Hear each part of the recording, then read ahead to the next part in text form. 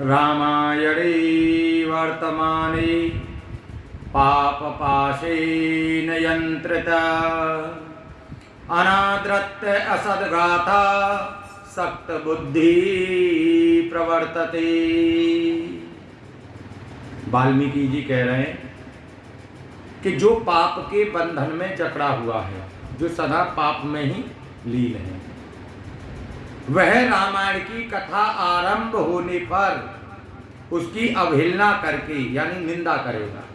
पाठ शुरू हुआ, निंदा करेगा और दूसरी निम्न कोटि की बातों में ही सदा फंसा रहता है, जो पाप के बंधन में जकड़ा हुआ है। कहते हैं अरे क्या होता है, कई लोग बोलते थे रामायण से क्या होता है।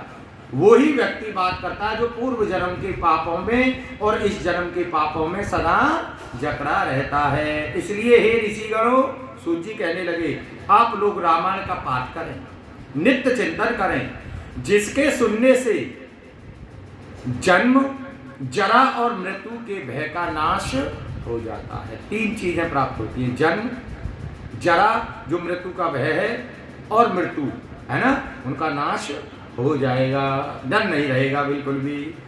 और कहने लगे कि जो कार्तिक मास में, माघ मास में, चैत्र मास में, आषाढ़ मास में है नी, और शुक्ल पक्ष में 9 दिन में आते ना, जैसे दोनों नवरात्रि हो गए, कई जगह देखे ना नवान परान रामचरितमानस का पाठ बिठाते हैं, कई जगह अखंड पाठ बिठाते हैं। तो रामायण की अमृतमयी कथा का जो श्रवण करना चाहिए, उन दिनों में बड़ी महिमा है, इसलिए हमें रामायण की कथा का पाठ श्रवण करना चाहिए। वही सब पापों से मुक्त हो। और फिर बोले एक ही नहीं, जो रामायण जी का पाठ करता है, वह श्रवण करता है, अपनी 21 पीढ़ियों के साथ राम जी के लोक साकेत धाम में सदा सदा के लिए चला जाता है। कितनी बड़ी कृपा हो रही है इस पाठ के श्रवण करने से ही। इसलिए 1-2 पीढ़ी नहीं, बोले 21 पीढ़ियों के साथ में 21 पीढ़ियों का उद्धार हो रहा है रामचरितमानस को श्रवण करने से।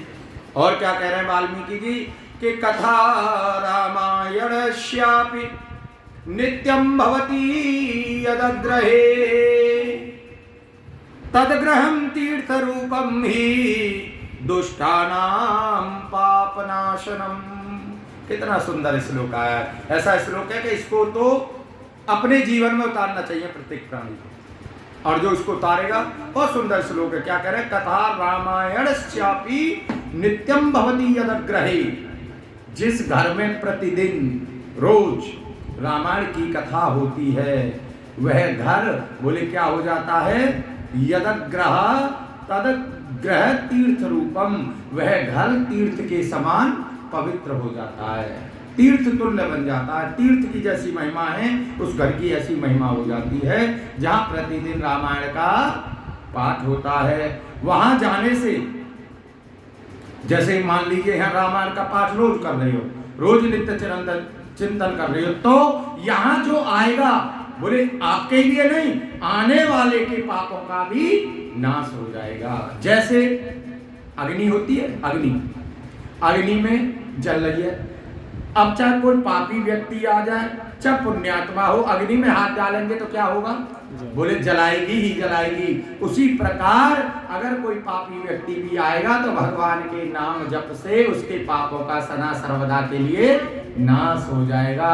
वो पाप क्या होंगे, बोले जी नष्ट हो जाएंगे, क्योंकि तावत पापानि देहेस्मिनं निवसन्ति तपोधना, इस शरीर में तभी तक पाप रहते हैं, शरीर में तभी तक पाप रहते हैं जब तक मनुष्य मानव अपने जीवन में रामचरितमानस की कथा को श्रवण नहीं करता। उसके जीवन में तब तक पाप बने रहते हैं। वो रामचरितमानस का श्रवण करें, उसको अपने अंदर उतारे, अपने घट में बिठाए और नित्य चिरंतन करता हुआ भगवान का नाम जप करे, तो कह रहे हैं बोले उसके सारे पाप नष्ट हो जाएंगे। और नाम जप क्या है, सीताराम सीताराम सीताराम सीताराम सीताराम का निरंतर जप करना चाहिए।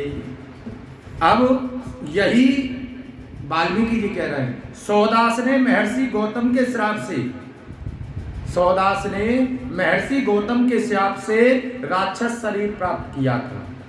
वे रामायण जी के प्रभाव से उसका राक्षस शरीर से उसको मुक्ति प्राप्त हुई थी और उस श्राप से वो मुक्त हो गए थे। इस कथा को कल कहेंगे, आज के लिए सिर्फ इतना ही। जय श्री राधे, जय श्री कृष्ण, जय श्री सीताराम। बोले गोविंद भगवान की जय।